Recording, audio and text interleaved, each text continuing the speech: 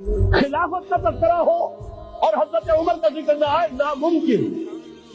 खिलाफत का निजाम, जैसे आप कहते हैं कि गुलाब का फूल पूरा खिला हुआ है, लिली इन ब्लूम, खिलाफत का निजाम पूरा खिला हुआ हजरत उमर के दौर में नजर आता है। उसी वक्त कहा था हजरत उमर ने रजी अल्लाह ताला अन्हु कि अगर दजला और फुरात के किनारे कोई कुत्ता भी भूखा मर गया तो क़यामत के दिन उमर जिम्मेदार होगा। और जानवर तक का मामला है।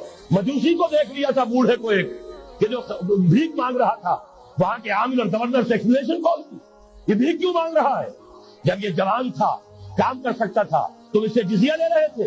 अब ये बूढ़ा हो गया है, कमा नहीं सकता, तुमने इसे भिखारी बना दिया है, इसका वजीफा मुकर्रर करो। जाहिर बात है, गैर मुस्लिम टैक्स देंगे, मुसलमान ज़कात देंगे, मुसलमानों के लिए ज़कात से किफालत आम्मा होगी, गैर मुस्लिमों के टैक्सों के जरिए से। वही निजाम जो आज यूरोप में है, स्कैंडिनेवियन कंट्रीज में है, बरतानिया में है, अनएम्प्लॉयमेंट